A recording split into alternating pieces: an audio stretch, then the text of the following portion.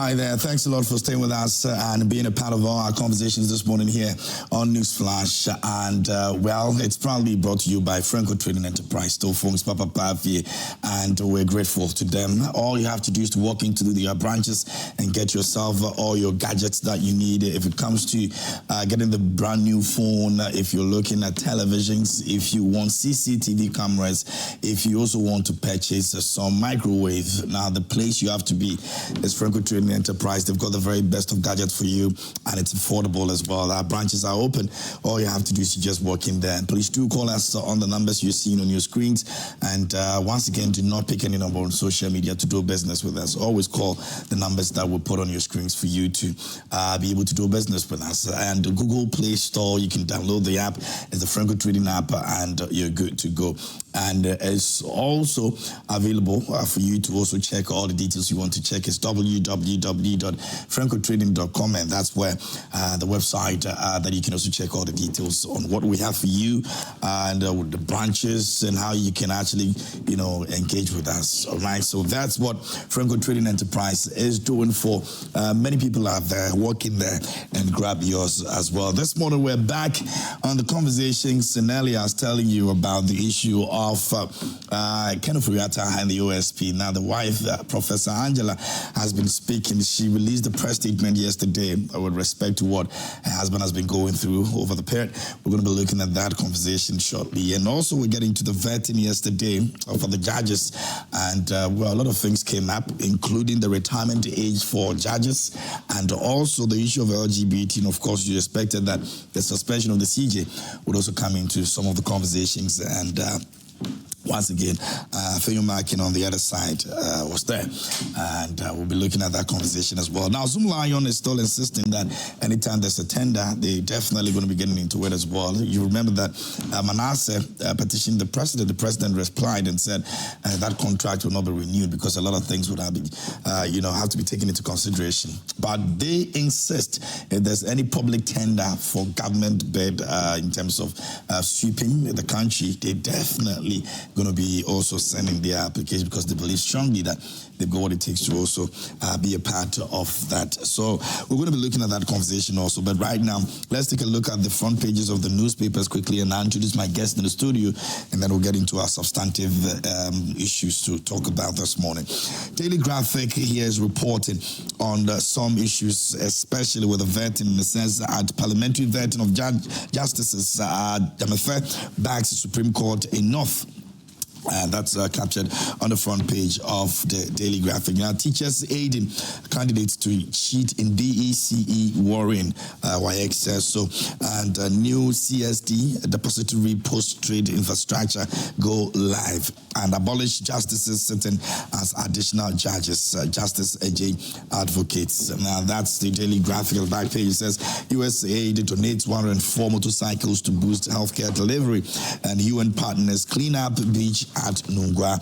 That's the Daily Graphic this morning. Ghanaian Times says Ghana urges Israel, Iran to exercise maximum restraint, prioritize dialogue, and gunfire rocks Sunyani over renewed chieftaincy conflict. And that's also another story on the front page you can check. Page 3 has got a story on that. Zama East MUSEC arrests 20 illegal miners. FNB receives $35 million capital injection to accelerate growth lending capacity.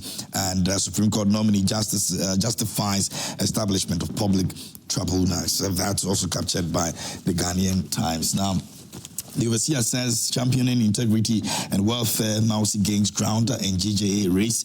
Israel-Iran war, government orders evacuation of Ghanaians from Iran. And also YEA contract expired and not terminated. That's what Zumlion is saying. And government includes 25 private SHS to 2025 free SHS placement. That's the overseer this morning. The National Enquiry says power struggle in NPP, plot to oust first vice chairman Booty uncovered, and fuel prices stabled. Despite Israel-Iran war, Comac says so. Court confirms Boni King Taki Adamalache II, real manche. That's also an issue that has been going back and forth the last few days.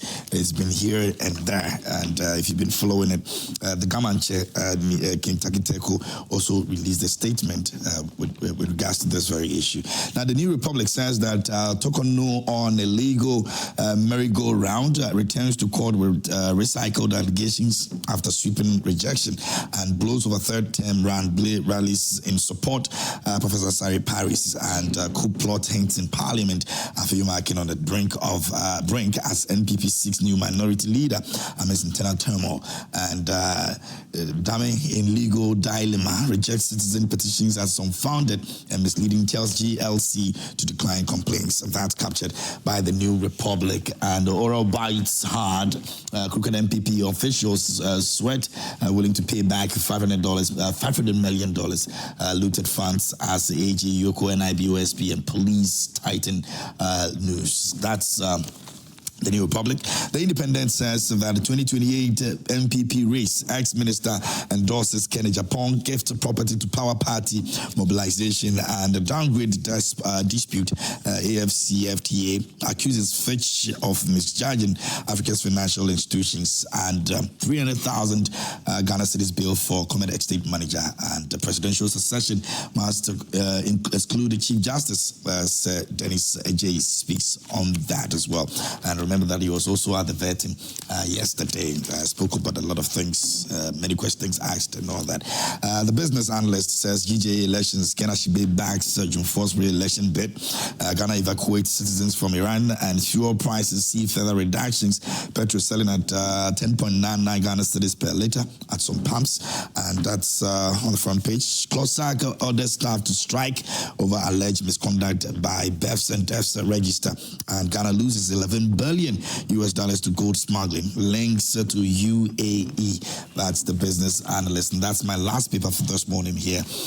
And we're going to get into the main conversations here on the show. Don't forget, you can send your messages to WhatsApp line is active. We're streaming live on Facebook, so you can also send your message over there in real time and let us know what you think about the issues that we're talking about this morning. I've been joined in the studio this morning by very distinguished men. As always, you know, they show up on a Tuesday morning like this to support us and speak on national issues. And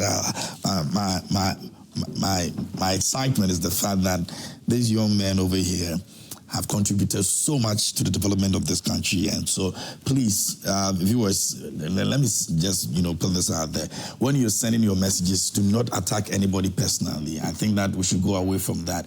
If you want to speak on the issue, just speak on the issue. Speak your mind on the issue. Do not attack anybody's person over here. And I think it's something that we need to really take a very critical look at. Thank you very much. Honorable Ofori-Atta is here with me this morning. He's a former MP for Bilsa North constituency. Honorable, good morning. How are you? Good morning, Ken. I'm doing well. And then good morning to Honorable and then lawyer. And to want to say that we thank God for his message this morning, that we are gathered here once again to see how best we can contribute to discussions out there. And like you said, we always cherish our viewers. Absolutely. But it should be decent for all of us, because we are all the same people. And it's a great Tuesday, let me say that. It looks good already, yeah. Well, Kwame Butchio is also here. Kwame Nkrumah Butchio is also joined us this morning, General Secretary. And he's always one person that, he loves to speak his mind from the Nkrumah's perspective, isn't it? Yes, Kevin. And it's good to be here. It's been a while since I appeared before you. Yeah, that's very true. As Honorable said, things look good. It's a good Tuesday. You can't complain. And you're also looking very good. I've been looking at your brooch. Is it? So if it goes missing, you know where to find it. Don't worry, I'll give it to you. But how's the CPP doing, though? Things are going very well in the CPP. Things are going very well. We are united, and we are forging ahead to deliver the same quality governance that Ghanaians had in the late 50s and early 60s, as well as the late 80s, come 2028. Some people believe they're seeing the CPP in what Mahama is doing right now. You think so? Yes, I believe any party that goes the way of the CPP is doing something right. Even the NPP, as much as they tout themselves as a capitalist party, also had some socialist policies. But I would say that all in all, the NDC has more similarities with the CPP. Okay. And the president himself, his father being a former minister in the CPP. I know that, I mean, as they say, the fruit doesn't fall far from the tree. So the same excellence His Excellency's father displayed in the CPP and in his previous terms, he is carrying on now. And we are glad that not only him, but many Ghanaians are taking lessons from the example of the Osagifo and selflessness, voluntarism, and putting your neighbor before yourself. Absolutely. There are many things. I'm grateful for your time this morning. Honorable Michael Kwesiedu has also joined us this morning as well. He's MP for Ofori-Atta. Honorable, good to see you. Thank you. Good morning, KMG. Good morning, my brother. How's the constituency? Everything is good. A lot of work, huh? A lot of work. You're managing. It'll get better. It'll get better. The minority says they want to give the president, you know, a very good opposition, you know, so that he'll be able to do his job. So far, so good. Constructive opposition, not disruptive, and so far so good. Because I believe most of the issues that we've raised have come out clearly that it was important to raise them. For instance, the issue of the D levy.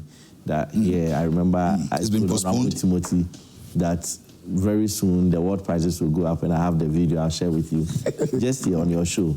I told him that very soon the world prices will go up because we do not have control over the international markets, and eventually they'll come back to eat their words. And truly, to my words, it's happened. I didn't expect it to happen sooner, but it's happened because my understanding of the oil markets, as I know it, these things happen all the time. It's very volatile. And it's good that keep dropping, right? No, so the mistake people keep doing is this window started on the 16th. So the price had been built up for the last 2 weeks. Yeah. And the war started like 5 days ago. So the next pricing window, which is the next 2 weeks, is going to see the reflection of the war. And even the second week in June is further going to see more increment. So the next pricing window, which is 1st July, we might not really even see an increment. They might maintain the price. But the second pricing window, which starts on the 16th of July, then we will start to see the increment. And if the war continues for more than a month, we will see more increments, which eventually may affect the city too, because it has a relationship. But then we pray that the war doesn't continue beyond the time that will cause damage to every country around the world, that the government also brings responsive solutions so that we don't bear the effect of the war that much. It's good that the president called for the halt, the suspension of the D levy. It's something that we had mentioned severally, that they should have done stakeholder engagement. So we were expectant, but be as it may, we expect that he will even scrap it. Because you can't have a levy that frequently, whenever there's a global crisis, you are going to suspend. How long can you do that? They should, once you put all your eggs in one basket and you think this is the only way to collect funds, then you have a problem. So they should start looking at the other solutions or alternatives that we've preferred so that we will drive away from the D levy as a solution. Okay, very well. Thank you very much, Honorable Michael. Now, I don't know, but maybe I'll crave your indulgence on where exactly I wanted to start from this morning. I think that we would want to maybe probably start with the Ken's wife release. Are we good with that, Honorable? Can we go? Yeah, we can go with that. But so let me, for the purposes of our viewers, let me just go through the press release that she put out there briefly, and then we'll have a take on that. And it says, the family of Ken Ofori-Atta, and it says, Ken Ofori-Atta undergoes successful cancer surgery. My husband, Ken Ofori-Atta, the former finance minister, has undergone a scheduled robotic-assisted radical prostatectomy. This was to deal with prostate cancer, and it was done at the Mayo Clinic in Rochester, Minnesota on Friday, June 13th. The procedure took 4+ hours. Now, the doctors are pleased with how the procedure went and will now place him on a post-operative conservative regime, Kenneth has always been resilient, but this has been very difficult with the OSP choosing the period just before his surgery to declare a red alert on him. Kenneth is bearing up well and focused on doing whatever he can to be restored to good health. Our family is truly grateful for the support and prayers of many people and pastors. And this was signed by the wife, Professor Mrs. Angela Ofori-Atta. And he puts the wife. Now, first of all, people even find problems with the fact that the wife had to release this instead of the doctors or the party. Yes, or the let me tell Honorable Edu, the prophet of doom. Oh. When you speak that, they call you the prophet of doom. Yes, the oil prices, we don't expect, like he said, the war to go beyond certain unimaginable levels, because once the oil prices escalate out there, it's clear that this is not the first time we've come this way. But you can't control the war from here. No. I'm just trying to do something. So we would all expect that government should begin to look at the way forward. Should it go beyond this? Okay. What would be the measures that we to cushion Ghanaians so that the full effect, the brunt of the war will not be felt so much? But government, I know we have a lot of people who do the well market analysis in terms of oil and the wars and so on. They would advise government appropriately. Parliament is there, like he has said, and we will be open to every advice to ensure that when it does come, people are cushioned, you are not badly affected by it. Are we likely going to have pronouncements such as what we had during the Ukraine-Russia war from the NDC? Maybe probably that's what I said. The president has his advisors. They are looking at the whole scenario. They are monitoring the situation. At the appropriate time, the president would make his voice to be heard, particularly on the Israeli, Israeli-Iran war, which has a lot of implication for the global oil market and the global economy. So at appropriate time, the president will make okay. That's what I'm the people need to know. We won't have the president blaming too much of that on that war, because we've come a long way. If you want to blame, if you are always blaming your wars on externalities, external forces and so on, then you have no business continue wanting to lead the people. So we won't see No, that's what I'm saying, that we are analyzing the situation. If need be, the president will make a general broadcast about the situation there for us to take a cue from that. You see, but the warning signs are there. So what do? You must first put in policies to arrest the situation before it goes haywire. Okay. What are the policies the people of this country are expecting, especially with the good economic positives that we are choking these days? Let's see how the president is going to go about it. But for me, I think that we shouldn't get there. Okay. We've come a long way to slide back again into such a situation. And that should be a guide moving into the future. Yeah, with the Ken Ofori-Atta and the issues surrounding his health, the OSP, the red alert, and then the wife's response and so on, that has been the issue. The issue is effective communication, and to whom that communication is directed to. That has been the issue. The OSP has stated time and again that, look, he hasn't had confirmed reports of his medical situation from the medical officers taking care of him and so on. It's just some letter and then some information he hears and so on. That cannot make an investigations body like the OSP office take an effective decision on it. If the communication is done directly and then sent to whom it may concern, effective action is taken. For me, you see, Ken's situation is a lesson to all of us as public officers. You wouldn't want to lead people, especially in issues of managing the economy, and they're out there, you claim you are sick, and you are also being hunted by an OSP to come and then answer for your stewardship. It's a big lesson. Especially politicians who, when they come to power, they think that they are the alpha and omega. Even within their colleagues, they do not even respect them or take decisions collectively. It's a big lesson. You cannot manage state resources, scarce state resources, when even the whole world, the economic difficulties we're facing as monies were being seen to be spending frivolously. And we kept warning you and telling you that we'll hold you responsible and accountable to the use of these monies. But Ken never changed.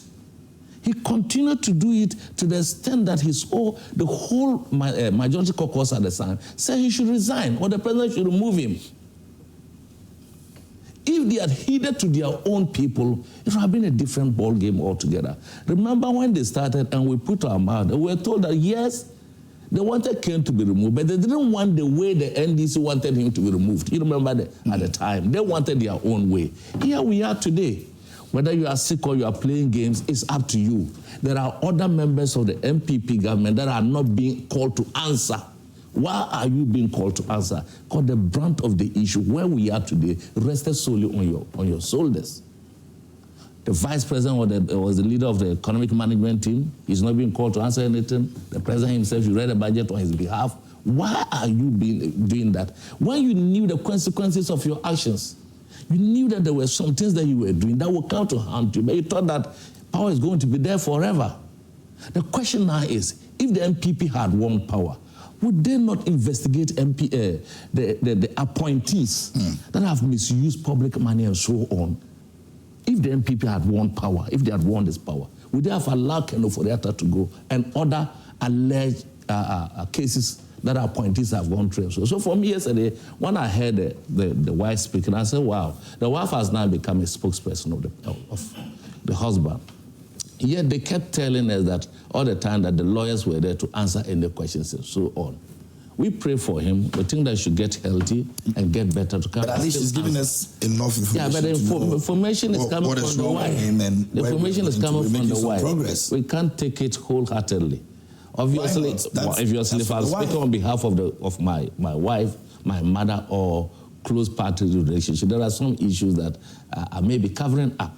Like you said, and all of us know, this should have been a report, medical report, stamped and sealed by his officers, even addressed to the OSP and then to the people of this country. It's not because of the way the OSP has handled things. No, what I say, has the law that established the OSP changed? Have you repealed it? It is the same content in the law. Well, the law has not been changed. Has not handled things. No, that is the law. The law is the law. That's the act establishing the OSP. It's still the same act. The processes of investigations have not changed. The process of inviting people have not changed. It's still the same law. The law that was used yesterday by Martin, this is still the same act. We haven't changed it. Unless we change the content of the act establishing it and the way they proceed on such cases, we cannot blame the OSP. So in your opinion, the OSP has been very fair? For me, he has been fair, he has been astute, and I like the way he's going about it. Investigation is not a humor. It's a difficult, painstaking, meticulous following of facts, analysis, and so on. It is not easy to bring a colossus like Ken Ofori-Atta before that. If you hadn't done due diligence to the issues raised against the fellow. It's not an easy thing because a failure on that part will crumble the whole institution. So before they do that, they would have tested and seen. Like I've done investigations before for 10 good years. And I know what it goes, that's why I rejected this issue of, is it Zoom or something meeting and so on? Because the issues were, you don't determine how you should be interviewed. You don't determine how you should be investigated. As someone who is a respondent before an investigation does not determine that I should use Zoom. And when you are interrogating anyone, you need to read the body language. You need to see eye to eye with the fellow. That is why lawyers would not allow you to be in hoofs for them to interview. That's why they insist that remove your hoofs before they can look directly into your eye. If you are sitting in a Zoom miles away, and then the investigator is only looking at you from this part and then talking. What meaningful investigations? Especially when the crimes are against the state. They are criminal in nature. You need to be seen. So you see, and if you look at it from the word go, he gave his times. He said he'll be here at this time and so on. The red alert issue was lifted for him to have time to do that. When it was nearer, they still extended the time. So for me, I think that Ken has not been factual with his situation. They should come out with more compelling evidence to show that he's going through this. I will not go into the detailed issues of his health because health can hit us, any of us here and so on. But for me, I think that if there are lapses in the communication is stemming from the fact that communications has not been effectively done and directed to whosoever that it may concern. Okay, very well. Thank you very much, Honorable. Let me move on to Kwame. Kwame, according to the wife, and she was very, very explicit with that. It says Ghana is home, and when he is able to, and the doctors give approval, he will come to Ghana. Is this something that we're expecting to happen in a couple of months or maybe weeks, so that we can move away from this whole kind of situation? Let me start by saying that Honorable is right on a number of things.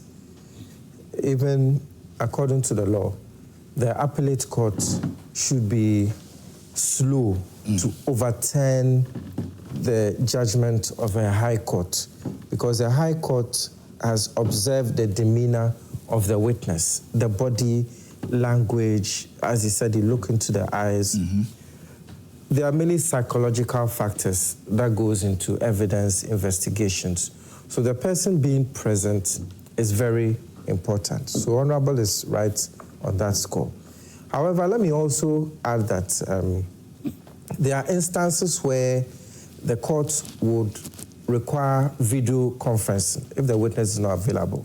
And even yesterday, His Lordship Justice, Senor Jamefe, stated that with the developments in IT, the court should be relying on video conferencing and those things. And I have, now during the legal vacations, most of the court sessions are via video conference. It's not in person. And there are various things that go into it. For example, your camera has to be on. Your client has to be seen in the video. You have to be seen from the waist up. So even with that, the court has a way of still observing your body. Mannerism and all that. So it's very important. So it works. It does work. And I listened to Professor Ofori-Atta on various stations. So, of course, I heard a lot yesterday. And I would say that I'm happy that Honorable Ken Ofori-Atta is okay. I don't know him that well, but I've heard he's a devout Christian. I'm sure people prayed for him, and he's made it through. Be that as it may, when the people call for accountability, in spite of your good works, we all make mistakes. And as Honorable Yusuf also said regarding the NSS scandal, he's prepared to answer in court. He's always. What I always tell people is that the buck stops with the court.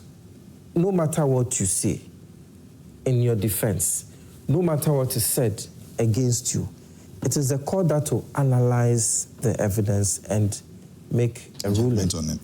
And I am convinced that eventually Honorable Ken Ofori-Atta will come. Certainly, I don't know the details. I don't know how much information the OSP has regarding his medical records, because all I've heard is what is in the media. She stated that he had a 4-hour plus surgery. He's out of it.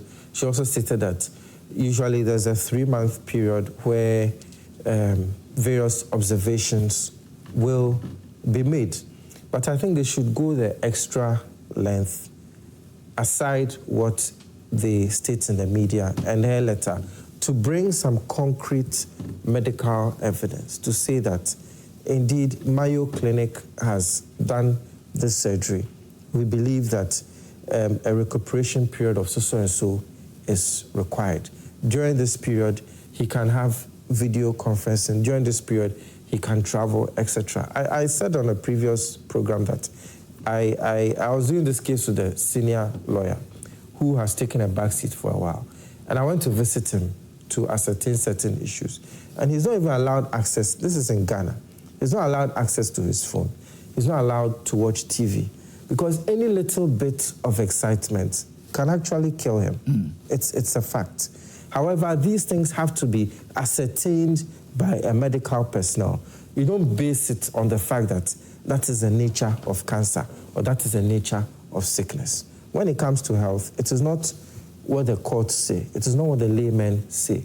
It is what the experts, that is the doctors, say.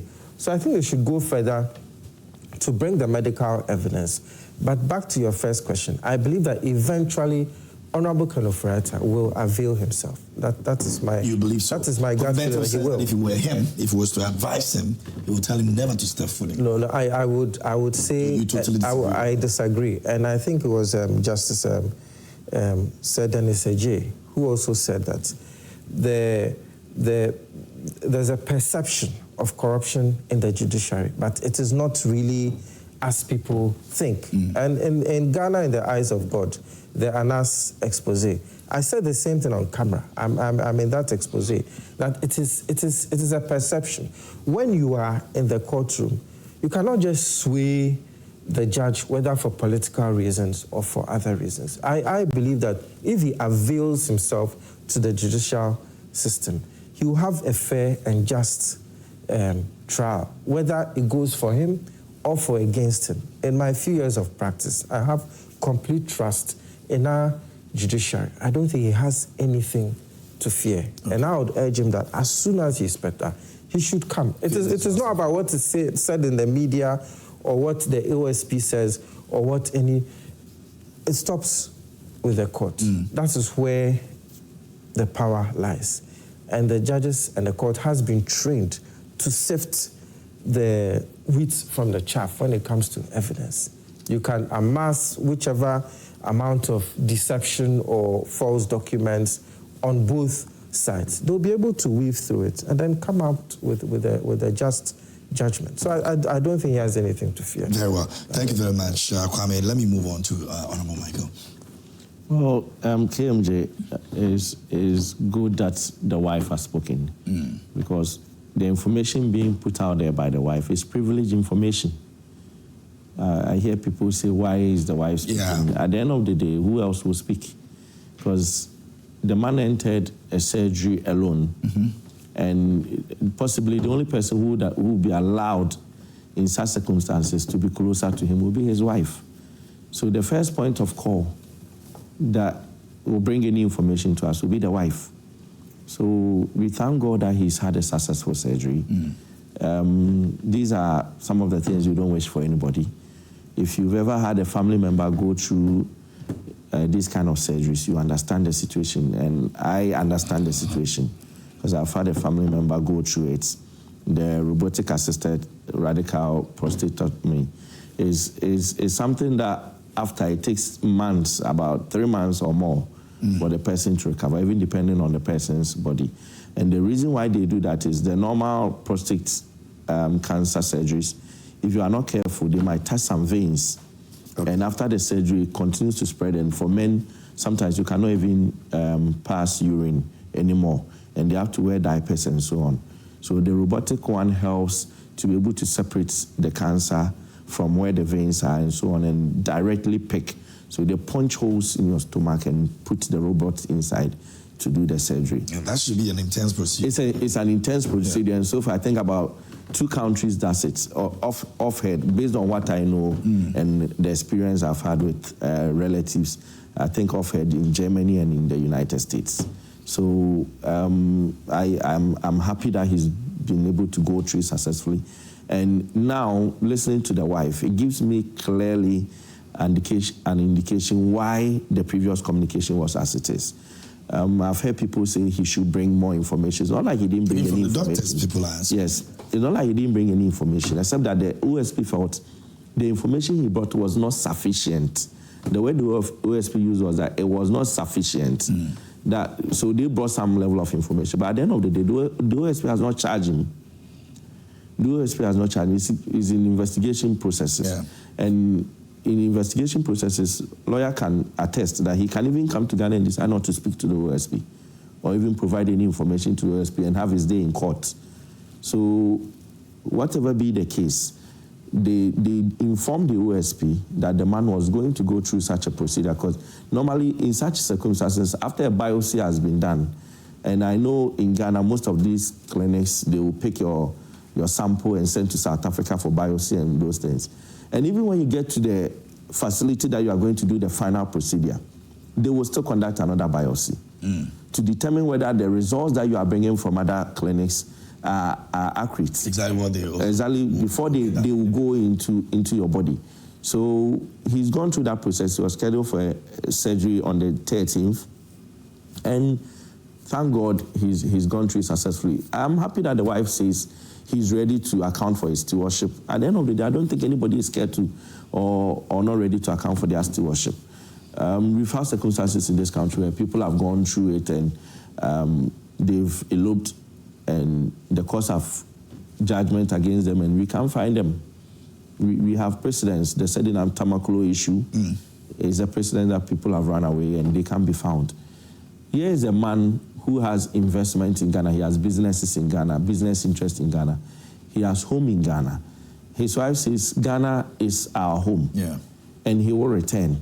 I've heard people also say if they were in his shoes, they wouldn't return, basically looking at what has happened to the likes of Awontirim, where they are kept beyond the 48 hours period to almost a week, to about a week, 7 days period. So looking at the state, you go and do surgery, you come back, and maybe the OSP will keep you in cells beyond the required days and say, I'm investigating and all these things, like 7 days. Then you might even deteriorate in terms of your health condition and so on. But the others who also gone to see the Yoko and all these people. Yes, and but not being spent a day. Yes, so it depends. So we cannot definitely say it won't happen. It may. As it stands, we are all using assumptions. Is it because of the nature of the situation in terms of it doesn't really matter. It depends. But then the wife has stated that he will come back. He will come back, and he's not running away from justice. And you're confident of that? But I am confident, even though people think he shouldn't come based on the circumstances. But I'm confident that he will come, because there's a man who I believe would want to clear his name. Looking at his stature and statesmanship, he would want to clear his name. At his age, what does he stand to lose? What does he stand to lose to come to Ghana to clear his name? I think it will be even his interest and business interest to come and clear his name. And I believe that he will have his day in court to clear his name. The unfortunate thing is the way that we always say the law is the law. So, but then there's always room for the law to operate. There are rights of people also. Even though the law is the law respects the rights of people. Yeah. Quite unfortunately, a man on his sick bed, the OSP had a lot of means to ascertain if the OSP seriously wanted to do. But this is the situation where I see the OSP in a position where he just wants him in Ghana, nothing more. Not to even go further to ascertain whether the fact that he gave reasons for his decision. The man brought a letter from Mayo Clinic saying he is at the hospital going through a procedure, and he's going to go through the procedure within this period of time. The OSP says, no, I want another letter from your doctor to say, you see that the way some hospitals work outside, externally, they don't just issue letters. And especially when the man is going to go through a procedure, the letter that they will bring to you, the man has told you the kind of procedure he's going to go through. At the end of the day, if you want to ascertain it, the letter that he brought, you could have sent somebody to confirm whether he's in the hospital or not. You don't, but then you pass judgment. And the most interesting aspect is the part that people try to criminalize the issue. They try to criminalize the man in quotes, make him look even guilty before he even comes to Ghana. So I'm happy and glad that the wife has stated clearly. And speaking from the spouse, I don't think anybody will deny that it's not coming directly from him. I think the wife will be speaking for him. Maybe his thoughts clearly that the man will come to Ghana and account for his stewardship.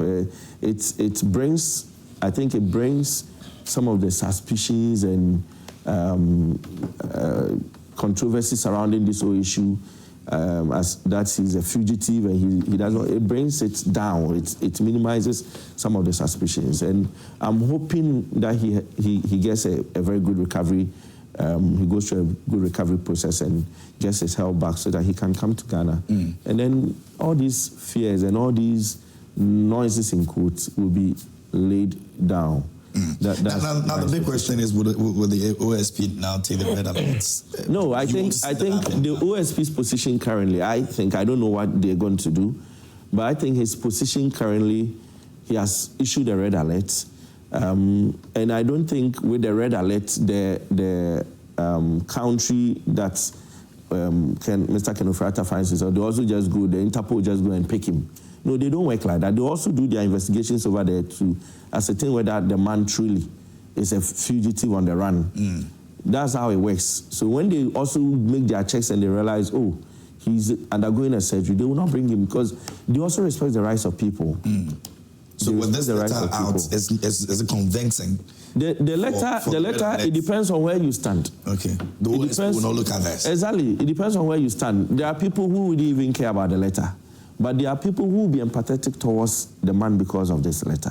So whatever it is, my prayer is that he will have a successful recovery rate so that he can come back at the right time, in due course, and have his day with the OSP. That is my prayer. Okay. I'm going to take some messages. It's problematic for the wife to be speaking on his behalf. One, it's not an ordinary allegations raised against Ken. And we know that... No, the wife is not going into the issue. No. The wife is updating the public on his self-condition. Yes. That is all. It's not problematic. If not for the wife, we wouldn't even know the man is done with the surgery.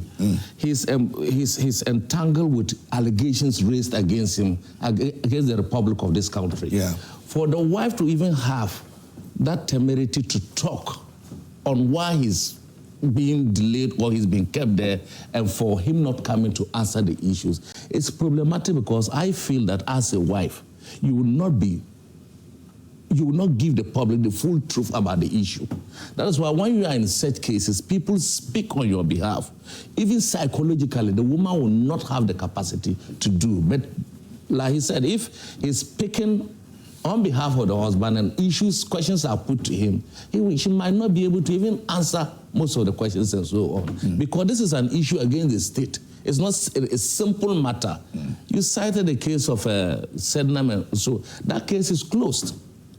We are yet going into whether we would get this, the answers that we need from a public officer like him. And it is sad that Kofi Bentel, who is with a civil society organization that seeks good governance, an organization that seeks to unearthing bad governance, would say that someone who has been alleged to be involved in issues of corruption should not come. He would advise him not to come.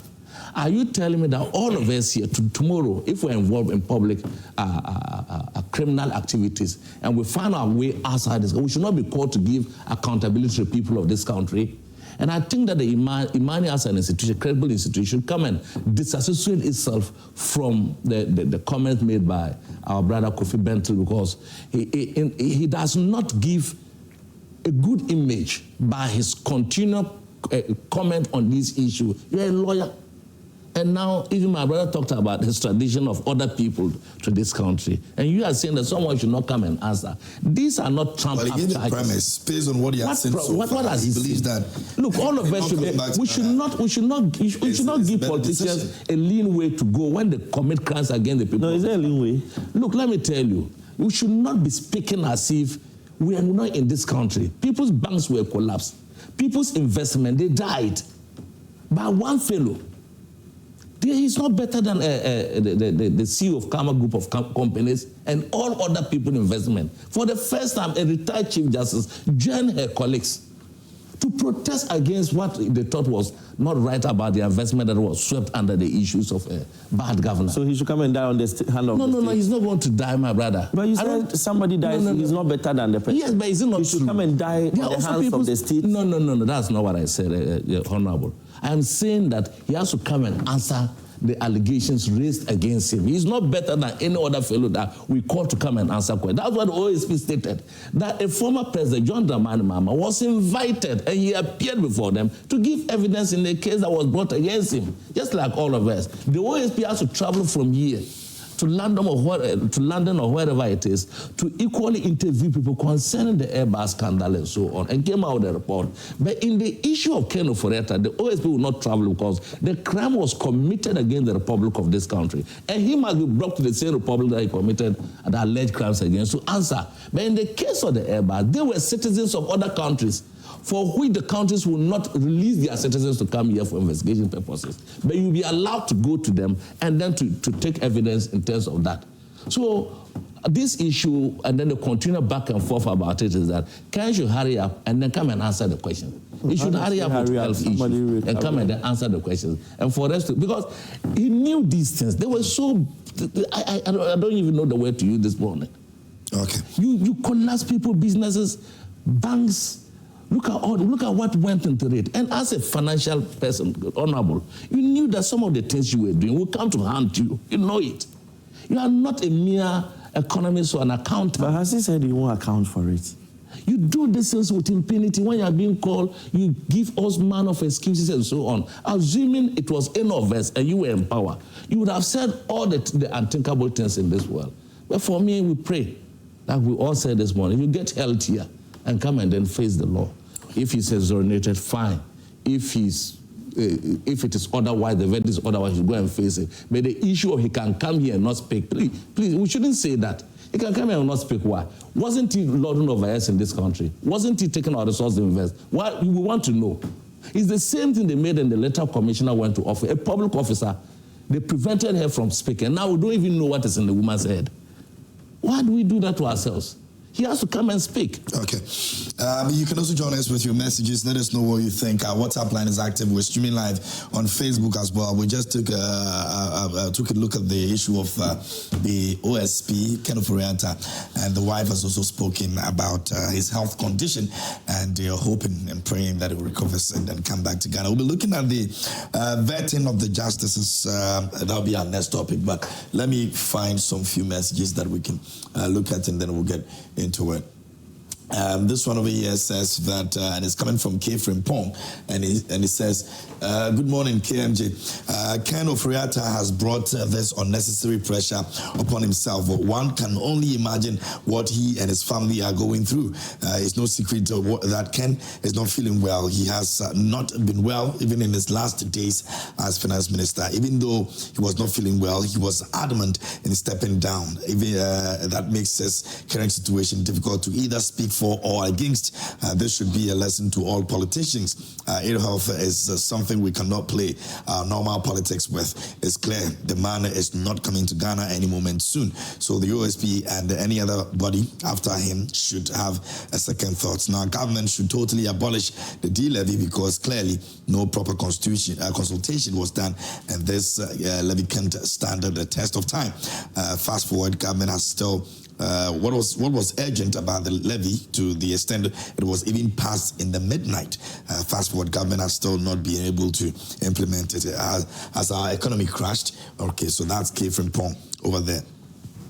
Teacher Kojo says, we all pray for the best for Mother Ghana, but the truth must be told all the time. God does not like lies. Since when did President Mahama realize that Ghana is not immune to global shocks? COVID-19 was a global shock and a world pandemic. No amount of explanation given to the NDC was understood. They were hungry for power, and that blindfolded them. We can't build a nation with hatred and hypocrisy. Greetings to Justin from Ponkodia, chairman of the Nokweku. All right, so let me go to the next one over here. It says, good morning, Joy Prime. Look, Ghanaians are ready to pay, even when it was 18 Ghana cedis were buying, so 12 Ghana cedis. Okay, that's yesterday. Good morning, Joy Prime. God is not an altar man. You can't loud, but you can't chop it.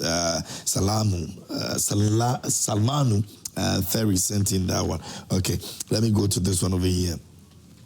It says, dear KMJ, the damage Ken Ofori-Atta has caused this country, Ghana, is too huge that there should be no mercy for Ken Ofori-Atta. For me, I will pray Ken Ofori-Atta does not does not die and face accountability and prosecution.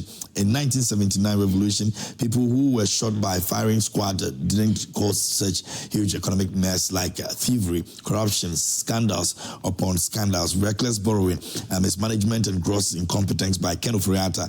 If in any unlikely event the NPP government had won the 2024 general elections, Ken Ofori-Atta and his bunch of criminals would have gone scot-free.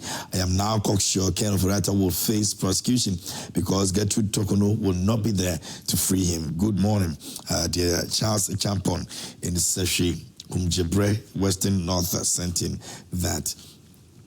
All right, let me go to this one over here, and that's from Meshach.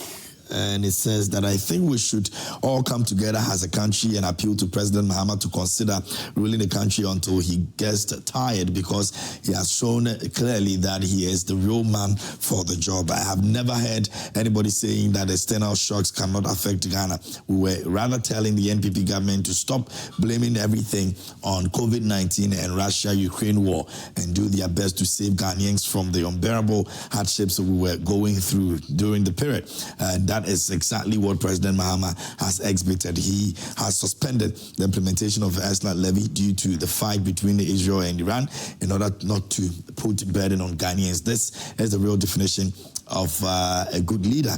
Mr. President Pierre Meshach Asante sent in that one as well. And this one over here says, I pray for the former finance minister's speedy recovery. It's public knowledge that he wasn't well in 2023. Yeah, the OSP seemed to politicize his health. The D-levy was put on hold due to global economic uncertainties like the Iran-Israel conflict during COVID-19 and other external economic shocks in 2022. The NDC criticized how global events could impact our economy. Now they are pointing to the Iran-Israel situation as a factor. Brooke Mananobil sent in that. And this one says, good morning, and your panelists. I'm Big Alasko from Garu, Tempani, and my greetings to all the youth in Tempani constituency. How can people be wicked like this? Some people are in the various prisons for minor offenses like stealing a fowl, cassava goats, which doesn't cost the country any big money. But imagine these ghost names, scandals, which cost the country millions of cedis. These people must go to prison, and at the same time, pay the money with compound interest. Sad people want to be rich without working for it. Okay.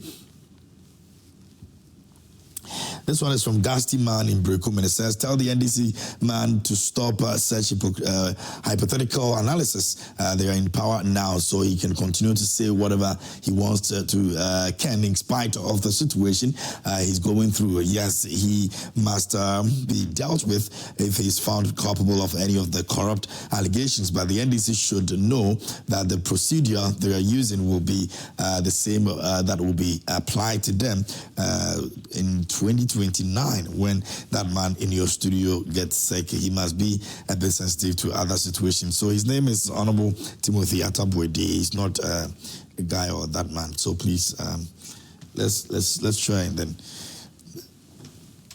address them by their names. This one says, Nana Ekuyaman Boatin Blakuma Central says, good morning, KMJ. NPP shall bounce back stronger than before. Let's keep hope alive. It's very clear that the NDC has really disappointed Ghanaians. Anyway, special greetings to Honorable Bright Silfi Kumi, National First Vice Chairman of the NPP. All right, so maybe I'll do a few more and then we'll move on.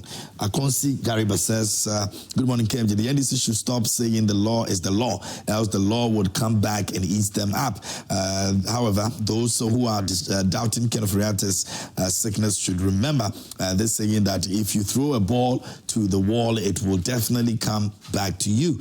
The truth shall make Alhaji Dr. Mahmoud Bawumia the next president of Ghana. There was some boomerang theory about that. Greetings, KMJ. What at all does the OSP want to hear from Ken Ofori-Atta that he cannot take another form of investigation? However, Mr. Awontirim, tell tell us if it's the NPP government that is doing this to an NDC person, especially him, what would be his party's position? Ken Ofori-Atta will definitely come to Ghana and all his enemies will bow their heads in shame. Go after Sednam Tamaklo and reopen the cases of Collins Dowda and co. The law is the law. Nana in Agnos Redru. Okay, so more of your messages, but let me try and move on a bit. I'll come back and read the other ones that you've sent to us here on the show. We're going to move on to the next conversation, which is the Supreme Court Justice's vetting yesterday that started. We want to. I'll start with you, Kwame. What was your experience walking through the minds of the lawyers that were seated over there, and some of the questions that were asked, including LGBT. Some were asked about the retirement age, which, Justice Senyo believed that, well, where it is right now, it's just okay. In the U.S., it's till you die, but in our jurisdiction, it's a bit different. You think that yesterday was a good run? I think it was good. Some of the questions undoubtedly were, you could tell the political questions to try. That was expected. Of course. Some of them I was a bit taken aback, but I was like, where else to try and make your point? It's you cannot leave politics out of any situation. And I must commend His Excellency for the selection of the judges. I mean, I've appeared before most of them, not all of them. I've appeared before most of them, and I think it's a good selection. You can even see that there are no political motives behind it, because some of them were even appointed to the appeal court by His Excellency Nana Dankwa Akufo-Addo, and I can vouch for all of them.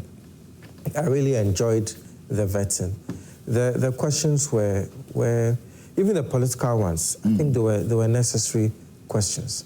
And maybe, let me take examples, the LGBTQ one. I think... Which has been a very serious issue the last, 2 years before we got into the elections. Yes, of course, as a Christian, I'm against LGBTQ. But I think Dennis J answered it very well. He said when it comes to such matters, you cannot use your faith to rule on it. At the moment, LGBTQ is illegal. But in the event, I like the way he answered, in the event that it becomes legal, he cannot use his Christian faith as a reason to maybe rule according to that Christian faith. Even as a lawyer, there are times when you are doing a case that may be going well for you, and you realize that it may not sit so well with you, but as they say, the law is the law. When there's a discretion to be exercised, then the court has some leeway. He also spoke about quite some important moral issues that if you are not old enough to get married, then why should you... In the 16 years. Exactly. Yeah. And it ties in with the BC exam. There was one girl who went to labor in the exam room and had to go and give birth and come. I'm not saying we should go as far as those countries where you separate men and women in the supermarkets and they cannot walk together. I mean, that's extreme. That's extreme. But we should consider all these things. And if in the end, the age of consent is going to be risen to 18, or even 21. I think I'm all for it, because all this premarital sex and all that is not good for the country. And then we also have the question about the retirement age, which I think Justice Senyo Jamefe answered very, very well. Sometimes you look at politicians like maybe His Excellency Nana Dankwa Akufo-Addo. I think at the time he handed over, he was about 81, 82, I'm not sure. And then you have Donald Trump, who's now 79. You are tempted to think that there's no age limit to public service. But I think that when it comes to the judges, their workload is such that taking it beyond 70 will not be the best. In the US, of course, you are there till you die. But their system is totally different. That's their Supreme Court system. It's totally different because you have a lot of other courts below the Supreme Court which feed into the Supreme Court. So they are not that overloaded. But in the Ghanaian system, the Supreme Court has a lot of work on its hands. It is not only a court that looks at constitutional issues, it is also an appellate court. In other jurisdictions, especially I suppose in the US, there's a limit as to the cases that you can take to their Supreme Court. Over here, there's no limit. You can appeal to the Supreme Court on any matter as long as you have gone through the right processes. And I think in the US Supreme Court too, you can have rulings without sittings. You can have a written ruling. And also in their other courts, you don't necessarily have to appear in person. But ours is such that you have to be in court in person. The judges have to write their ruling. We haven't reached that technological extent as Justice Senator Jamefe is proposing, which I think is a good proposal. The AI proposal. Where the judges don't have to appear in person. They have to appear in person. They deal with so many cases. It takes a toll on their health. I mean, there are so many judges who even pass away especially, I would say that especially the High Court. Sometimes you have a case and you go to court, the previous day, the judge is so hale and hearty and very healthy. You go there and they tell you, my Lord is no more. And it comes as a shock. But it happens a lot. And I think it's a good idea that the judges,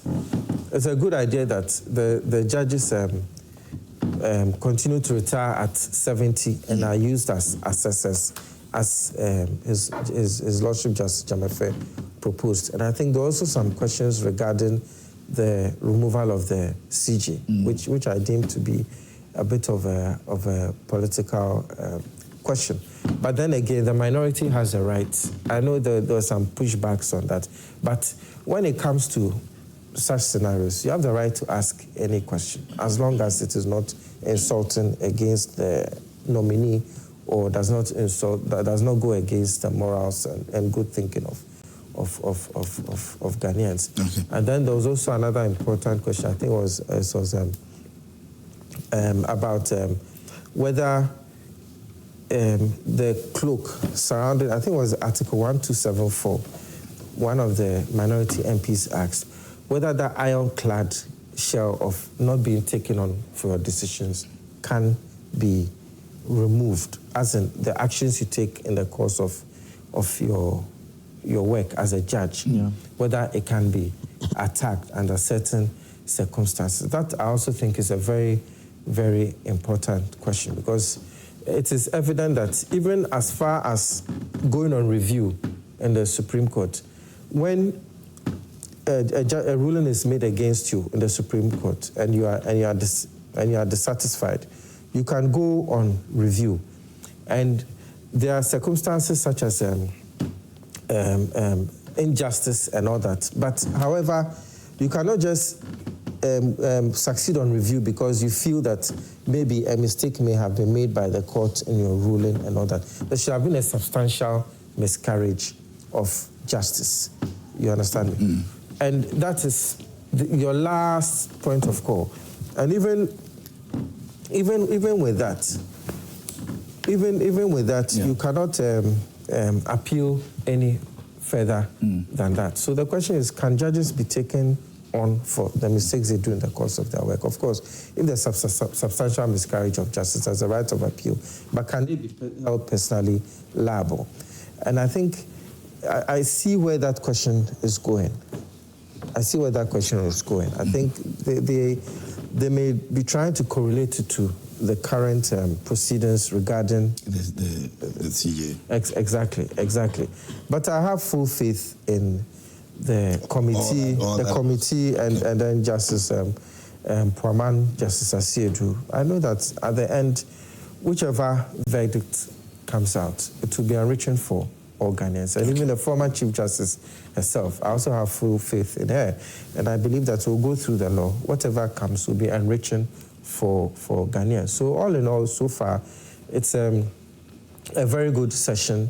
We, the legal practitioners, we are learning a lot. And I would say that I was very impressed by the sacrifice of Justice Jamefe. You know, being on the bench for 37 years, since 1988. It's no joke. It's no joke. Even in my few years of being a legal practitioner, it can get very, very stressful. And yet it looks so well and so strong. So I look forward to seeing all of them in the Supreme Court. And I'm not one of those who feel the court is being packed too much, because the workload there is not easy.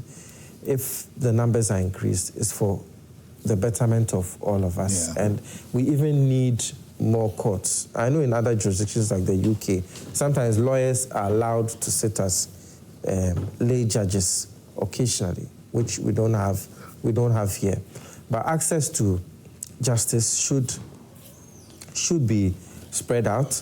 Cases should be tried quickly. However, there's only one thing that I think so wrap on that, and then let's take a look at. There's only one thing that I think I agree. The time limits for the cases, the 6 months for civil, 3 months for criminal. There could be time limits, but I think that 3 months for criminal may be a bit too short. Okay. Because even if you look at the man who was released recently regarding the Atai case, you know, when it comes to criminal cases, I would urge that we be extremely, and let me say this for the third time, extremely careful, because there are so many emotions, even regarding the current issues with the politicians. There are so many emotions behind the prosecutions that people are calling for. And sometimes you can rush through this. You can become overcome by the emotion and convict people either unjustly or even give them sentences that go beyond what they deserve. And at the same time, too, you can even end up not giving them the sentences they deserve, because the public outcry is so much, and you want to maintain your neutrality so much that you end up going below the standard that you are supposed to go beyond, so below. Regarding the civil case, the 6 months is fine. But regarding the criminal cases, I think 3 months is too short. And of course, some people have started commenting on how our very own minority leader fared with the last one. I'll come to you for that, but let's take a look at some of the questions that were asked yesterday, and then I will come back in the studio. In the era of instant global communication, does this distinction remain constitutionally necessary, and should quotes absent from the Republic unquote be redefined in your view? Mr. Chairman, with technology now, absence it has a different meaning now, because a case came before me as to the meaning of working from home, as to whether during the COVID time, working from home, whether it's from your house or from outside the workplace. I think if the president, this is my opinion, please, if the president should be out of the country, let's say for 1 day, and coming back, yes, the constitution says there should be no vacuum. But if the person if the technology can make you work from outside your office, but well, the law says if you are out of the jurisdiction, fine. But if you are in contact with those who you work with, I don't really think, and the period is that short, maybe 1 day, I don't think there should be this ceremony when you are coming back the following day for somebody to swear an oath.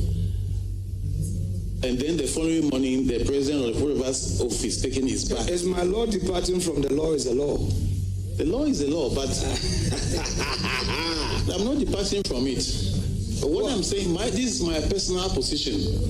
Mr. Chairman, what I'm saying is that let's say the president goes to Nigeria and will come back in the evening. He's not in the country, but that does not necessarily mean that the vice should take an oath to act for him when he's coming back in the evening. I mean,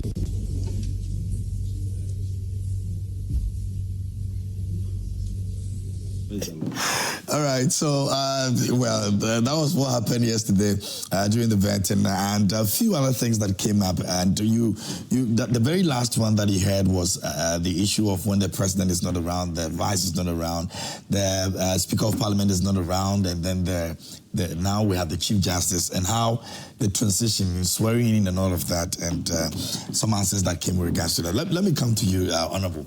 The minority, are you getting justice served in the vetting as of yesterday from what you watched? KMJ, it's not about getting justice served, because I think is an exercise that has to be done, and has to be done well, because these are people that are going to sit in the highest courts of our land to serve justice for the nation, to make sure we use the law rightly.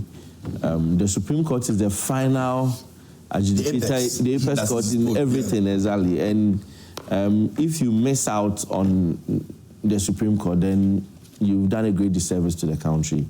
I believe in the position that it is actually the minority's job to even elicit the right questions and the right answers, to put out the right questions, to elicit the right answers from the nominees. Because normally, if you look at our vetting in our part of the world, normally the government in power, the majority, will not exercise that responsibility of asking the needed questions. For some obvious reasons. You looked at the vetting of the ministers, where some people will come and say, I don't have anything to ask you, bye-bye. You know, these things were going on. And if everybody was to sit there and use their personal feelings or their personal relationships of how they feel with people, like the minority leader said, he has good relationship with almost all the judges, and that he's sitting there, if he was to use his personal relationship, he would have even told them to get up and go. He wouldn't ask some of them questions because he knows some of them and he knows what they can do. So there wouldn't even be the need to ask. But then once you sit in that chair as a minority or a ranking or a majority or a chairman, you are doing that service for the people of Ghana. So these are, you know, in the parliamentary appointment process, what we normally say is, if you look at the standing orders, there should be a publication before the vetting. So it is assumed that most of these questions that are coming are questions that emanate from the public. Okay, not because the mistake we do is we sometimes take the position of the minority leader and think that he is asking his personal questions. No, these questions are elicited from the public, and they go through the questions. Sometimes there are plenty. I've sat on the vetting committee, appointments committee. I had my own questions, but sometimes they bring a lot of questions because people will bring information that you sitting in your position, you might not even know. You look at some of the questions and realize that this one you can ask. But there are some that you realize that they are necessary. Some of the questions may sound political, but it also goes to reinforce the person that is going into the position. Their ability to even answer some of these questions, kind of project them in a very good way. Because yesterday, watching the vetting of the nominees, Justice Dennis Ejay, he made a profound statement on the election of MMDCs that we cannot run away from. It's bipartisan. It's partisan. We cannot say it's bipartisan. In previous years, we have tried to create a situation where we will vote for MMDCs in a partisan manner. And people rejected it. Civil society rejected it and said, no, you can't do it. But we know every politician in this country who wants to be truthful knows that it is partisan. Assembly members go for elections and they go and seek the support of political parties. If you want to know, during the district assembly election, look at their flyers. If you see an assembly member with green flyers, you know he's NDC. If you see a blue background flyer, you know he's NPP. They do it. We know. You can't run. And that is, you know, it comes when there's a confirmation of MMDCs. And you realize that particular assembly members will vote a particular way, and others will also vote a particular way. sometimes political parties have to go and beg their people. Even the same government, they decide, okay, we work for the government to come to power. We wanted this person as MMDC, but the president chose a different person. It's happening. It might happen. When Vicky, what's her name? Abby Bright was going to be confirmed. Some of the assembly members felt, no, we wanted a different person.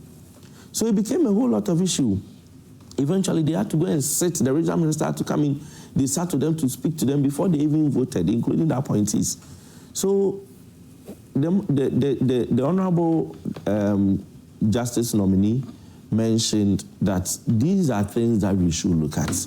And I agree with him. For instance, Justice Jemefe spoke about the courts.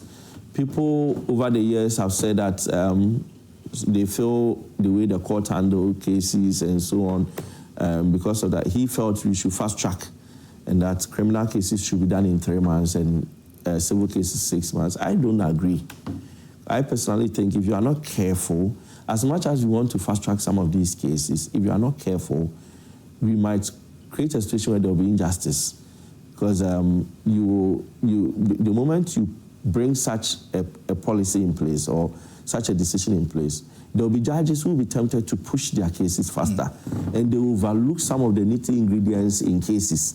And people, like my brother rightly said, people will be prosecuted, sent to prison or to jail without going through having the right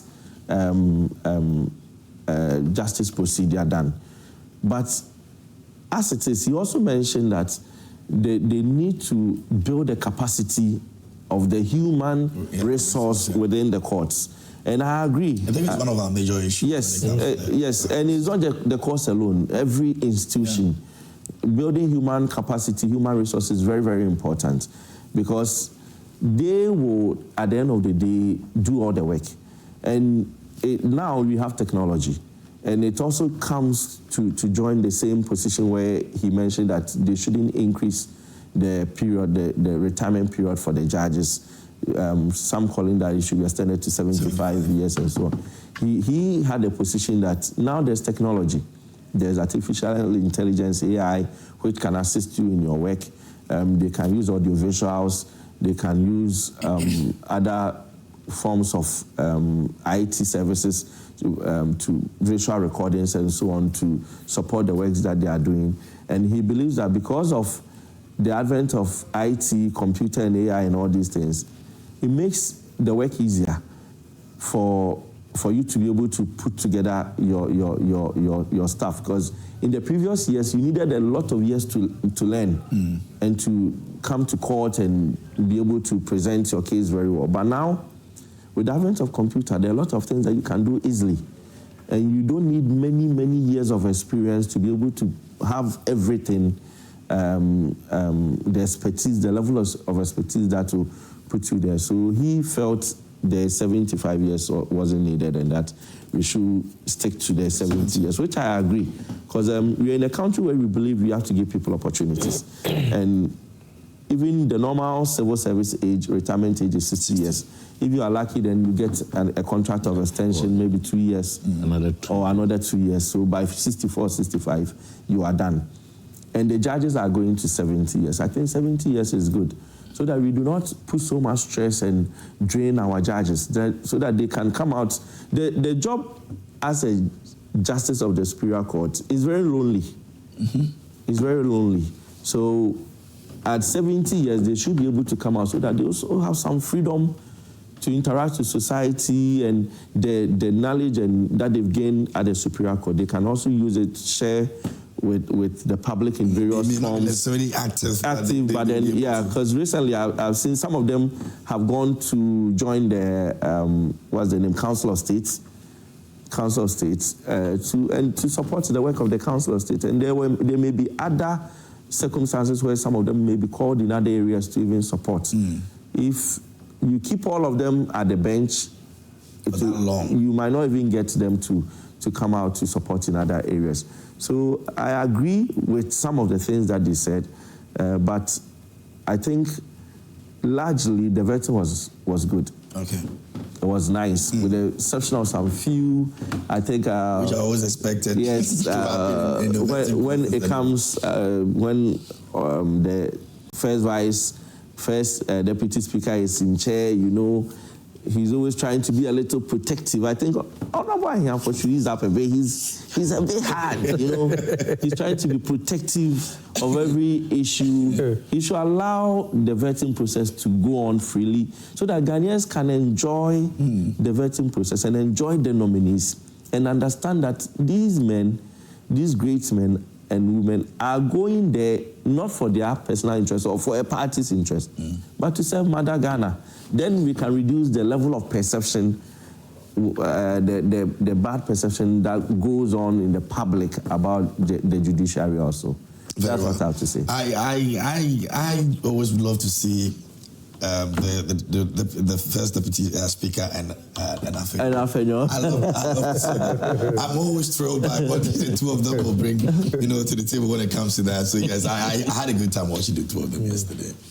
I don't know about you. Yeah, yesterday in particular, I was on a different program, and from here I'm even going there, so I didn't get the benefit of for NDC. But there were some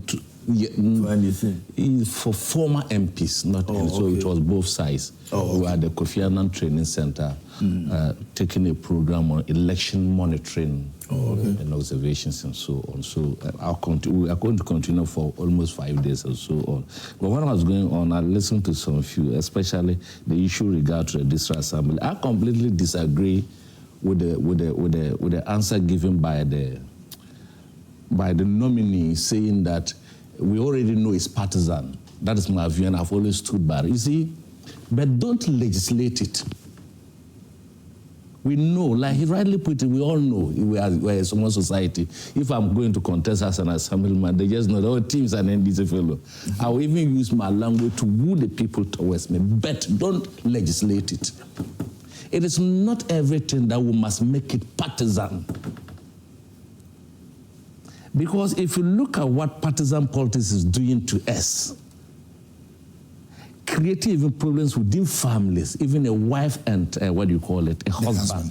Don't legislate the assembly to be partisan. Let it be. We can vote.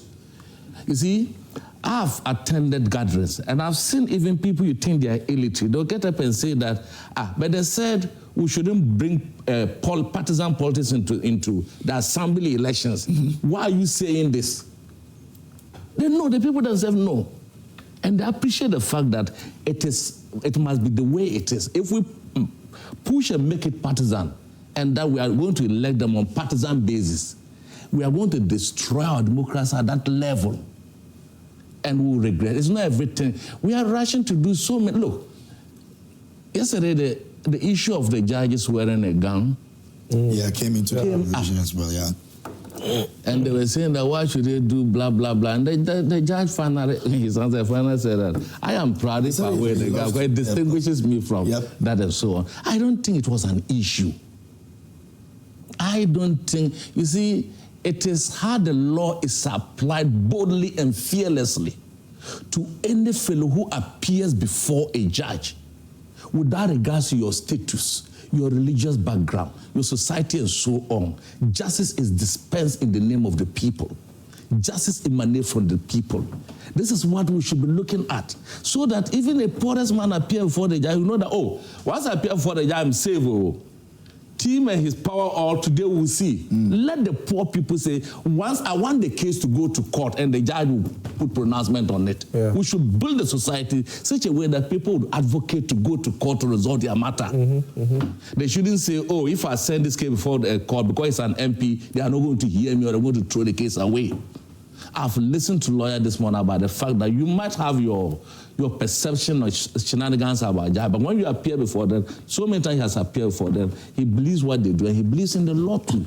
You understand? No matter whose horse is God, once you appear before them, they should have the boldness, they should have the fearlessness and dispense justice without fear or favor, no matter who your status is. Because they are the only profession that serve as gods on earth for us. No one go before them. For the viewers out there, those who are watching, this is the costume that we're talking about, and Honorable made mention of it quickly as well. And is this really?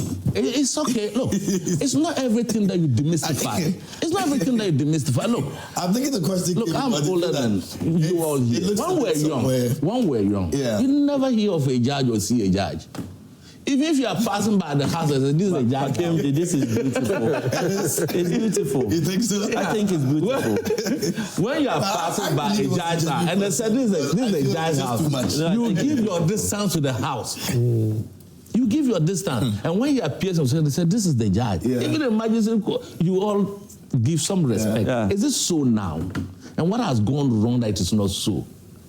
We should try to build a judiciary that will state that it doesn't matter whose regime appointed you or who appointed you. Once you are appointed, you swear an oath to be loyal to the people of this country and to dispense justice without fear or favor, no matter whose ought is God's. So let us give them the courage, the boldness with which they do their job. Give them what they need. Try to use technology to make things faster. I think that the fast track issue should be brought on because, one, it should be case by case. Like he said, yes, there are some cases you cannot rise through, but there are some cases unnecessarily delay over technicalities, over nothing. Look at the issue of SAL. Look at the issue of SAL. And there are other cases, Honorable. When you and I will dispute over elections, by the time they give the verdict, the tenure has ended. I've taken all the money that has not been But those are defense lawyer strategies. That is what I'm saying. That's what I'm saying, that it should be case by case basis. It should not be just all cases. Some of the cases are 15 years before the court, 10 years. Some of them even died. Their grandchildren come to take over the case and so on. We should not, the court should not be. Land cases, chieftaincy cases and so on. We should believe in our system. The judiciary is the only institution, or probably among the institutions, notwithstanding the fact that we have education and health, that has gone through the test of whether military, democracy, whatever it is, they've always been there with us. So I want to see a better judiciary moving forward, and like he attested to, because they appear before the court, they know their judges better than we know. I don't know any of them and so on. But yesterday when I heard the synopsis of those things, and you see, Honorable, in the case of asking appointees, the issue should be based on policy. If you ask any appointee, whether you are an NDC nominee or not, it should be based on policy. You see, if we go and we are asking people, your wife sponsored your education, you did ABCD, what is the essence of that to the ordinary man watching you? Well, they said till death do us part. So if my wife sponsored me to do something, I was in the home, my wife sent me this car. Then if I appear for a said, Tim, this thing your wife brought to you, ABCD. Those are not things that we want to hear. No, they are important. No. You have to make a point. I know.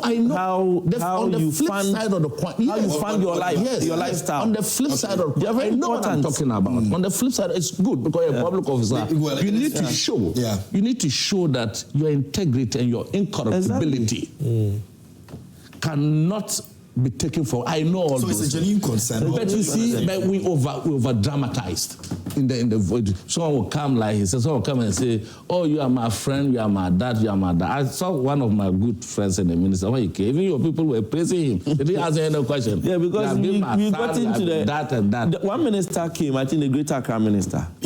They just thanked them. We got into a point where I remember during the vetting, the posturing of our brothers on the other side, it nearly created the position where we said, okay, let's try and let everybody go and see how Ghanaians will feel about it. So that instance came. Then people started bashing the committee. That was when the majority realized that you cannot just allow things to go the way it's supposed to go. So then the next day, they came to say then allow things to flow. So what I'm saying is that, you see, even you, the one asking the question, your conduct, your attitude, you have cameras on it. I have a problem all the time. You see, we've seen when Chairman Sabonsu presided. We saw when Bagbin presided and all those people. And even the former deputy, Deputy Speaker Joe Wise. Okay. And so on. It's completely different from how Fanya Morgan is doing. Are you sure? Yeah. I've seen Babin, I've seen Haruna, I've seen Okujoto, Yes. I've seen Absolutely these different guys. from. They've drilled people. No. They've drilled people and it's not for a debate questions. this morning. It's So, not hard. I'm just recently, saying that. I think Joy did a checker on vetting. Okay. And they showed the hours spent by people in vetting. Hours spent by Ken Ofori-Atta in vetting. People spend 7 hours, 8 hours in vetting. You see, but they were asking the relevant questions. No, but how do you determine relevance? You see, that's what I'm saying is that if the question is based on policy. Relevance is subjective. You might think it's not relevant. No, honorable. If it's on policy. Because I also feel some of the questions they asked them were irrelevant. At that time. So that's what I'm saying, it's subjective. More of it, more than 60% should be geared towards your office, what you are bringing on board. What are the benefits of you as a minister and nominee to the people of this country? Because the taxpayers, man, we are going to go extra mile to make you comfortable in order to ensure policy implementation and so on. It should be based on that. Those small issues can come up, but we should not be drifted into those nitty-gritties and things that does not really bring your character out. It does not really bring your wherewithal, how you can be, how you be able to. Do you know the kind of CVs they presented? I've been in interviews. Based on your CV you present, may determine the direction of the questions. Because if your CV doesn't have a lot of work experience, and your CV talks about personal attributes, we will talk more about personal attributes. No, Honorable, the point here is that I feel that as a public officer, people want more. What you can do for them to ensure that their lives has become better from where they are. The question should be more to that. Fine, if I bring a CV and I say that I'm ABC, I'm not that, you can go into it, but that should not be used to hold you tight in such a way that they even forget about why you are coming there.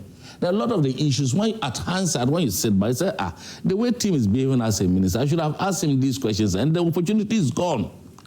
That's why sometimes I said on this platform that, you see, the NPP should not be complaining, because when the nominees came before them, they had all the opportunity on earth to ask them all the grilling questions about policy, about so on. Now, when the man is gone, then you're asking him questions outside the time you were supposed to ask him. I don't think it's the best.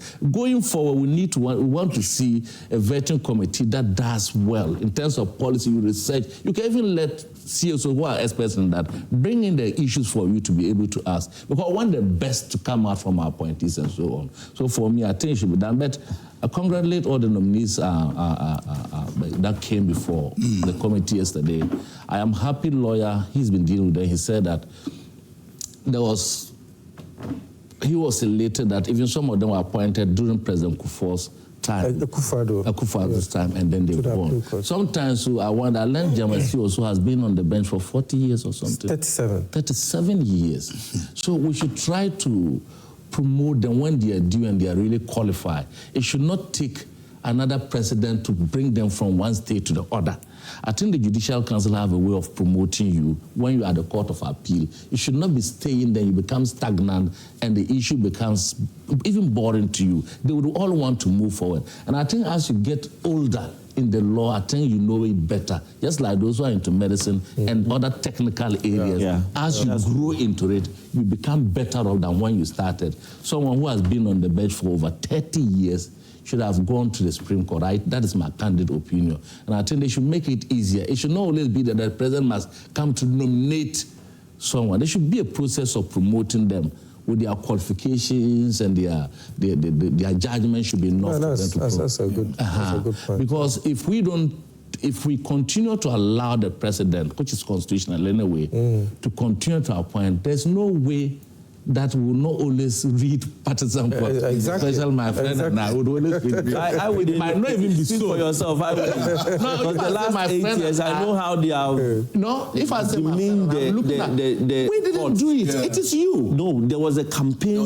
There was a campampaign. It is you against the court. You can no. There was a campaign. When you were saying, how do they call them? they had Anonymous 5. And Unanimous. Unanimous 5.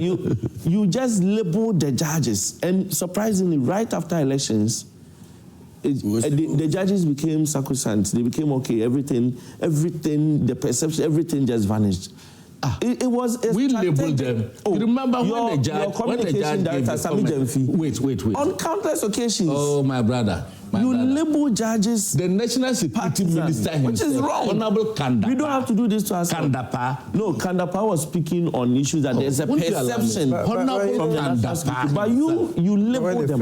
What Kandapa said? You label them. It is wrong. You didn't label it. It was even it's a public decision. When you are not in power, you always label judges like that. Regarding that one, Justice Subaye answered it very well. He said that there's nothing wrong with being labeled anonymous, because I think was it honorable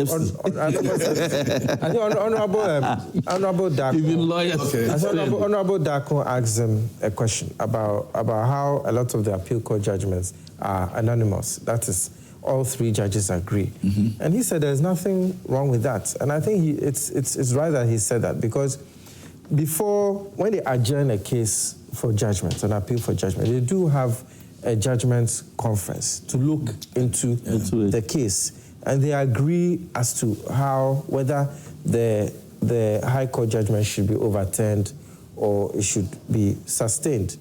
And if you, as a judge, you disagree, then you write your dissenting opinion as to why you disagree. But if they all agree, it's not really, because it's the law, not really a problem. Like it's not, because the law a lot of the time is black and white. You see, with a lot of wisdom. As Justice John first said, it's 20% law, 80% wisdom. You see, so that 20%, it's always fixed. You know how it will go in any way. So I think being called anonymous is not really he's bad. talking about, I call him my father. When he started as a judge with the tribunal, I was still in secondary school, can you imagine? So anytime he came to teach man and he's going, I join him and then he draws me and so. And he's still at the appeal course and so on. Yeah. So he's been on the bench. When he finished the law school, he was just appointed straight to the bench and so on. I've known him for years. And because of my political destiny, I don't even go to him for him to see me and say, I saw Tim sneaking. So for years, I've not seen him. Yeah. But for years, I've not seen him. And I didn't know that the thing was carried. I've come there to support him. And then I wish them well. But like we said, we want a judiciary that is bold and fearless. No matter who appointed you, the people of Ghana is first. Let justice flow to the poor people in this country. Justice should not be skewed in any way to favor anyone because of your political status, your economic power, your traditional leader, and so on. No. When we are before you, we are all equal. And I think with that, we can have a better judiciary. All right, very well. I think I would say goodbye this morning. I'm trying to see if I can do some few messages before we wrap it all up. Can I get the messages? Okay. Yes, let me go to this one over here. When I was in secondary school, can you imagine? This one says that, good morning, Joy Prime TV. Please, what shows that what the family of Ken Ofori-Atta is saying is true? Are we serious in this country at all? That is a state we are wasting time on Ofori-Atta and pampering him based on his family members, what his family members are telling us in love letters, instead of independently verifying it. Please, Joy Prime TV and the multimedia group, go beyond the works of... so you mean we shouldn't read the letter that the wife sent to us, or we should what? Investigate the letter before reading what the wife said? I don't get what exactly you want to say with that. Okay, let me go to this one over here. This one says that, good morning. Please, you are doing a good work. We pray for our country, Ghana. Greetings to JFK. Still maintaining Daniel Apia, incoming youth organizer. And, okay, all right. It says, let's, okay. He's bigging up all those people who are looking for position. It's all good as well. I pray for the former finance minister's speedy recovery. I think I've read that in my estimation. Now, good morning, KMJ. Except sometimes unnecessary questioning style from Afinyo, which prolongs a certain. I have enjoyed the vetting so far, most especially when you see judges departing from each other's view. In some cases, it already tells us how independent they are going to be to serve the good people of our country. Congratulations to both the committee and the judges appointed Stephen Opoku, Saki Michelle Camp sent him. Yes, yesterday the dissenting views, it tells you that everybody is coming with their own mindset on wisdom and how they want to go. So there's going to be a lot of I agree, I disagree, just so we all get to the right decision. So it makes a lot of sense. Okay, so this one says, why the price of kerosene is not coming down? Let your business team investigate it for us. Okay, that's somebody's worry also. Yeah. Good morning, KMJ. I think it is time to bring, I haven't heard about kerosene for a long time. Yeah, kerosene is still in use. Yeah, really? Yeah. Even the road contractors, they buy it. Maybe they should be, but they use it. They use it. It has a lot of uses. So it's not out of use. Oh, I see. It's a byproduct. It's really true. It's a long time. I'm even beginning to think about what he's saying. No, it's there. Kerosene is there. And can they be used to mix other food? You know, quite interestingly, in Ghana, usage of energy. A smaller percentage in the urban cities are using gas. Mm-hmm. When you go to the rural areas, they are still using biomass, wood and stuff. So they use kerosene to light. Some even still use the lanterns. About 65% of our country are still using biomass. I see. Wow. Okay, good morning, KMJ. I think it is time to bring Ken back to come and account on his stewardship to the country and stop buying time, because time no day. My regards to my sister, Senator Rolex. Time no day, where are we going? But the thing is, every NDC man believes time no day. Time no day. Anyway, Musa says the emotional love letter written by Ken Ofori-Atta's wife may target hearts, but it doesn't change the fact of his status as a fugitive declared by the OSP. This is not a matter of feelings, it's a matter of law and due process. The real question remains, why did they fail to present a credible medical report to the OSP from the very beginning? That would have been the responsible and the lawful course of action, not sentimental distraction. This one says the NDC government led by President John Mahama is much ado about nothing, only good in talking, and through allegations of corruption have here and there without any evidence. I keep on reminding my fellow countrymen that it is 419 government will soon be exposed by deceiving Ghanaians to win power. Aziz Bayo from WA sent in that.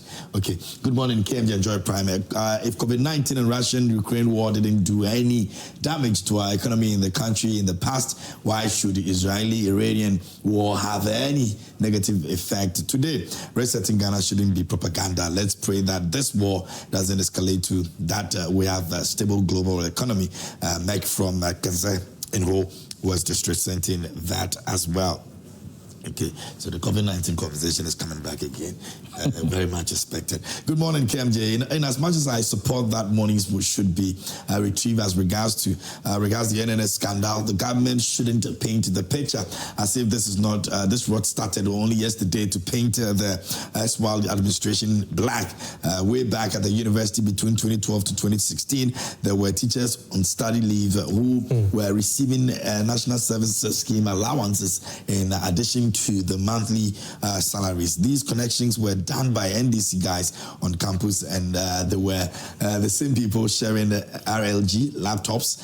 Were those laptops meant for university students? With the Attorney General, the last time I checked, same press conference on the NSS scandal was held on the first week of May, and the corporates were to be prosecuted the following week. What happened to that? Ike in Ofori-Atta, in his own words over there. Okay, let me do the last one here. And it says, good morning. I am Eben from Kwabenya. The Nano leader, Honorable Afenyo Markin, should give us a right there. Since when did he realize the judiciary is not entirely independent? So soon he has forgotten. He went to court for his case to be adjudicated with that same day. He should stop crying foul, because it's the NPP that normally piled in the court more regards to our cements. Okay, so that'll be my last message for this morning, and probably where we get to say goodbye to you. But I'm grateful to Honorable Timothy, Honorable Michael Kosiedu as well, and of course, Kwame Nkrumah for also joining me this morning here on the show.